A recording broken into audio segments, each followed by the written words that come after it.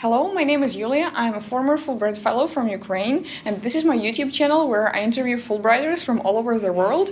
We talk about studying abroad, cultural exchange, and of course the scholarship that made it all possible. Today my guest is Djibril. Hi, Djibril. Hi, Yulia. Please introduce yourself, tell us more about your program, your studies. Okay, hi guys. So my name is Djibril Sano. I'm a Fulbright. I'm Fulbright student. I recently graduated from Western Michigan University in a master program in International Development Administrations. So it's a 2-year program. It was a great experience. Great. So what you were doing before you came here? Like you were working, you were studying in your home country? Before I started my Fulbright program, I was working in my country for a company called Sogipami. It's basically public funded with private management style sort of company, which was in charge of developing or help to develop the mining sectors in infrastructure and building, and working with foreign investors and company to boost the mining sector and build in terms of building infrastructures and opening new mining, and also managing state assets in those companies. I used to be an assistant to the general directors within the company, and then I was appointed as a head of Guinean iron ore project, and that's when I started my Fulbright program. Good for you. Yeah. And why did you decide to apply for Fulbright? Well, Fulbright has been a sort of dream comes true. I met a Fulbright a few years back, a Fulbrighter who recently completed his program during a youth leadership program in the U.S. Embassy, and he talked about his experience and gave some advice. And later on, I checked out on the website and find out what Fulbright was, and I was like, yeah, this is what I'm gonna do. But yeah, that was a few years later. But that's where the whole idea of applying for Fulbright started. I see. And what were your expectations when you were coming here, like in terms of academia, for example, first? Well, I had expectations, and they were personal, professional, and also educations. On personal terms, I felt like I have grown professionally, mentally. At the end of the program, I'm more confident, both on academics level and also professional levels.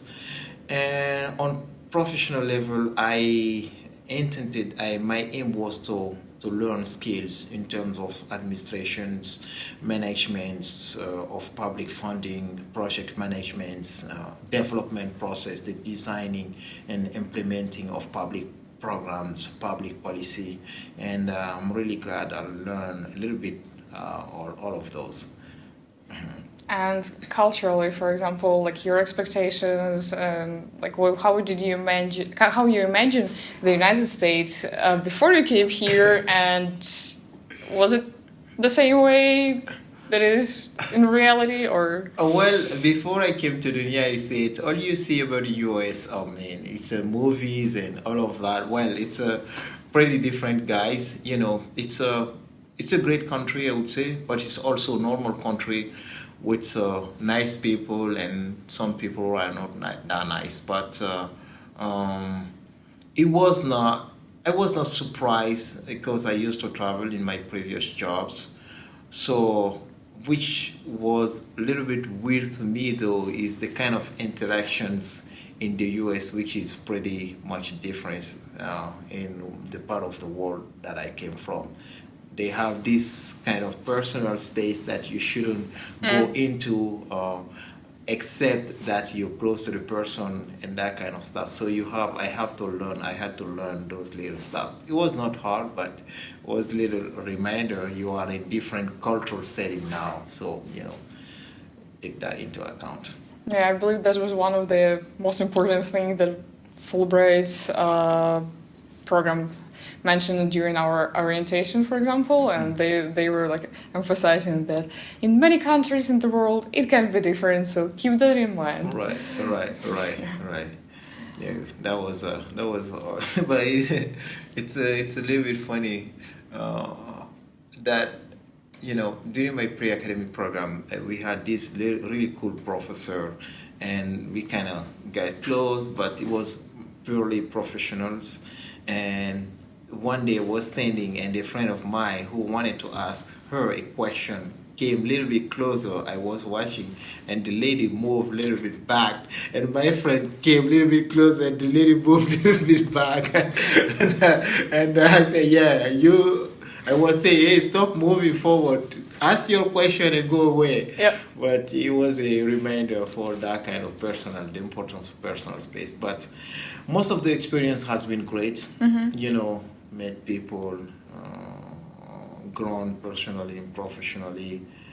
Met an amazing young guy with, potentially that you have no idea that such young and amazing people actually exist at such a young age. But yeah. I'm glad that you had mostly positive experience. And you mentioned about pre-academic program. Do you mind to talk about that more? Like, what is pre-academic program provided by Fulbright? What is it for? Well, the pre-academic program, I would say, is a very important program in the Fulbright setting. It's the program that allows you to come into the U.S. and to learn or to prepare you for the graduate college, for the graduate school. In my case, it helped me both to increase and improve my English, both in writing and speaking. You learn, the academic writing is very different, it's very strict. So you learn academic redaction style, you learn a bunch of stuff along those lines. And you also learn about the academic environment, culture in the US, how to avoid plagiarism, citation, and all of those are little detailed, but they're important in this context. You also, and more importantly, learn about the U.S. culture, the history, and all of that help you to understand better the country, to understand better its people before you actually begins your academic program. In my case, it was really, really helpful. I don't know, frankly, how would my program turns if I hadn't been through the pre-academic program. So it's a really great setting, and I hope Fulbright will continue doing that for all the Fulbrighters. Also, mine was longer. I don't know if I was lucky or not, but when I came, I heard that Fulbrighter usually have 1 or 3 weeks or three months academic program, and mine was 6 months, which was great. Yeah, that was the first time when I heard that could be the case. But I can definitely see that was very beneficial to you. Absolutely. Mine was, I was not expecting the pre-academic program to be such long. Even in my plan before I left the country, I was expecting to leave sometime around June and July or something like that. But then I got a call from the embassy saying, "Hey, you leave in a month." I said, "What?" I thought it was okay, good, good for me. Right. So yeah, it was surprising even for me. I But see. since then, people I know, most of the guys I know, are going through 6 months or at least 3 to 4 months pre-academic program. I don't know if it's only for Africans or French-speaking people, but yeah, I started it before myself. I didn't know anybody who went through 6 months academic training program, but then yeah, people have been through that kind of lens. I had just 3 days orientation. This is Well, and I know that for Ukrainians they provide like 3-4 weeks, about like 1 month program, and that's the most common one. And okay, so yeah, Yeah. it's different for different countries. absolutely, probably, yeah. You just graduated from Western. Your Fulbright program is over. What are you going to do now? Well, at this point, I'm gonna go through the post-academic program. I'm still working on the process to complete the paperwork and everything, but that's the next step in the plan. And then I'm probably gonna head home, to resume my work. Yeah. So, what is the post-academical program? You can work in the United States after Fulbright for how long? How it works? Yeah, the post-academic program is basically a sort of continuations practical contribution of your program, Fulbright academic experience. When you graduated, you are allowed, in certain case, again, it's depending on the country. In my case, I was eligible, so I was able to do it. You are allowed to stay in the U.S. and to work only in your field of study, right? I did development, international development administration, so the post-academic training should be related to that specific field. So in my case, I was able to get, I get an opportunity with a development firm, which work exactly in a development firm on international, in a development field at international level. So that's basically you go there and get practical experience within an office setting here in the U.S. Get trained basically to sort of transform the theory you learn at school into practical manner in a professional setting. So it's depend. The length depend. In my case, I am allowed to stay 1 more years in my post-academic program, but I don't know if I'm gonna do all of that. But yeah, you're allowed to stay. It depends on your visa status and the amount of time that our IIE, which operate my Fulbright, is allowed to grant to you. Yeah. I see.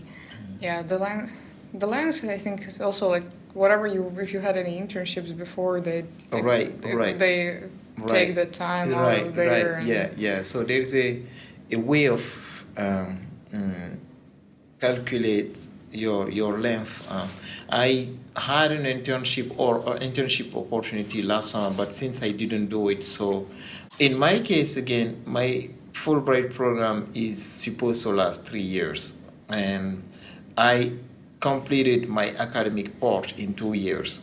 So I have 1 year remaining. I can use that 1 year for the post-academic training because I did not do the pre-academic training, which is sort of internship in between your academic program. So I am allowed to use the remaining years for the post-academic program if I want to. I see. Well, good luck with that. Thank you. And I wish you all the best with your future career development here on the post-academical program. So what is Fulbright for you besides the, paid education in the United States? Oh, that's a very good question. Fulbright has been an amazing experience. Fulbright is something great. First of all, it's among the most prestigious school or training programs in the world, and I was lucky to be part of that. And as a result, I was lucky to meet people from all over the world, different background, different knowledge, experts, academic, journalists, you name it. So in both of my sites where I was lucky to go in Ohio and here in Western Michigan, I met great people, I met great guys, and we had a chance to interact, and you learn to be more open towards others. You learn that what you think sometimes based on what you know is the right thing in other cultural setting might not be acceptable. So you kind of grow. I don't really know how to explain it, but you kind of become humble and, learn to relate, to know that there are different cultural, different setting, different way of viewing things. It kind of opens your mind in a way that you cannot predict prior to your Fulbright experience. So it's an amazing experience, and you guys watching this, if you have a goal to put Fulbright on the top of the list, it's going to boost you in a way that you couldn't predict it. I absolutely agree with you on that. Absolutely, you cannot describe that in words. It's just an amazing experience to go through this thing. Absolutely, you. I mean, I'm great. I'm glowing inside. I just can't tell you how all of that, but it's an amazing. It has been an amazing journey, both personally, professionally, educationally, everything. It's just been an amazing, and made connections in a way that would be just impossible in any other setting, you know. So it's been great. Yeah, I absolutely agree with you. Yeah. And did you have chance to present your country here, like I don't know, in Absolutely. everyday life, maybe at some presentations at university, like any kind of... Yeah. Thanks for reminding me. During the Fulbright program, actually, on my university, there's a around the world presentations. We call it around the world presentation because every Fulbright is giving a chance to present his country, not just present the country map on it. You have to talk about the history, the culture, the people, the values. So that helps you to also know the world beyond what you see through the media and what you learn. And you actually learn that countries are different and every country has a set of value it can offer to we as a human, to the humanity, and you learn to respect people based on that. And as I said, it's just an experience that I cannot describe, or I don't have word for it at this point. But you learn that despite our differences everywhere in the world, people are basically looking for the same thing: love, peace, and humanity, and interaction and compassion. And what you always see through the media is sometimes accurate, but that's not the full picture of any country. So, Did you do such presentations for Fulbrighters here? No, unfortunately, that's, I would say, one of my regrets. My study schedule did not allow me to do it. You still have few days we can organize people. Yeah, that's a good. Maybe you should, but yeah, I will definitely take the remaining days that I have to maybe try to work that out. And I don't know, did you hear any weird stereotypes or something? Like when you were introducing yourself, you were telling where you're from, or I don't know. Like what was your interactions here when you came? I don't know, maybe some cultural shock, maybe something that, I don't know. Yeah, I didn't go through a major cultural shock because I used to travel in my previous positions. But what's really struck me is I don't know, I was kind of prepared for that. There are multiple Guinea around the world, and I realized that my Guinea is one of the least known. So anytime you say I'm from Guinea, if those guys are really good in geography and everything, or if they have traveled in Africa, they know where Guinea is. But if they spend their entire life in it, so they have damn idea where the country is. So you have to explain it's what West Africa, and some people might have idea. They would say Equatorial Guinea. They will name Orange Guinea, and I would have to say no, it's not that one. It's this one. It's not that one. It's this one. It was a little bit funny for me, but it's helped to I guess to make my country more known. I see. Yeah. So you educated people here on that? And because of that, I enjoy the flag parade that Western does. Where you have to walk around during the homecoming events and with your flag and talk a little bit if you have the chance about your country. Well, for those that don't know anything about Guinea and cannot locate it on the map, give like 2 minute short presentation. Yeah, so Republic of Guinea is my country is a West African country. It's located on the west side on the map, African map, below Senegal, and Cote d'Ivoire is located on the west side of the country, and Sierra Leone and Liberia are at the southern border. So Guinea was the first country who got its independence from France in 1958. So it's a little country, a developing country with a democratic system. We're still building it, and it's not as rich as the U.S., but it's a small country. You're on the way there. Yeah. It's the main activities is a mining country. The economy is a mining base and agriculture base. 80% of the population in Guinea work in agriculture, but 45% or 80% of the state revenue come from the mining sector. So it's both agricultural society and the industry or the economy is basically the mining driven or agricultural driven economy. Before I came here, I had a different perspective on the development path that the country should have. It should have been mining focused only, sort of. But at this point, after the training that I had with Fulbright, that little changed because I've learned stuff in the field of development, designing, and implementing specific program to boost the social and economic structure of a country. So I felt like since the majority of the population kind of work in agriculture, we can just start by building up that sectors and use the revenue from that sector to boost the mining sector by building additional infrastructures and boost the revenue, take the revenue from the mining sectors and, kind of build other sectors such as health, educations, and others.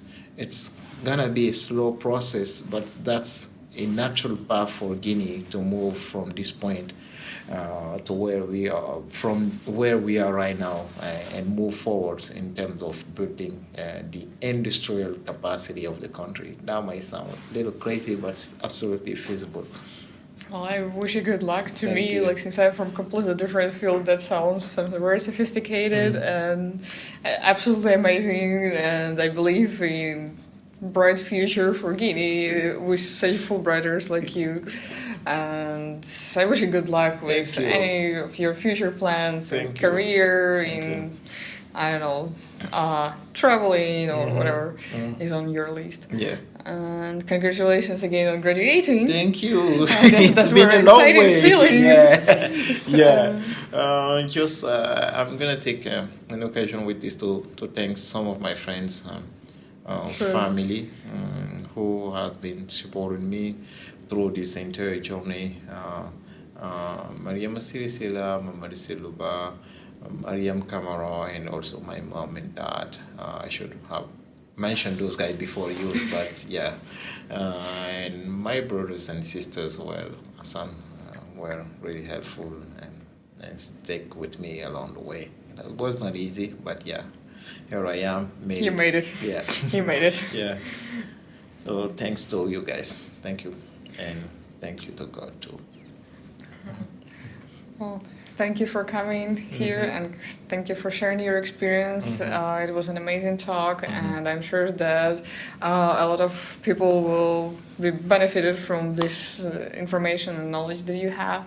And also, if you have any questions to me or to Djibril, you are welcome to comment under this video, or I guess I will add some links to your social media where people can contact you directly and ask about Fulbright, ask about studying and application and everything. So thank you for watching this video. If you liked it, please click the like button underneath so we will know that you enjoyed it. And also, if you have any questions or something that you want to hear in next videos that you want me to ask other Fulbrighters, also feel free to comment under this video. So thank you for watching again, and thank you again, Djibril, for coming. Thanks for having me. Thank you for coming and agreeing to share your knowledge today.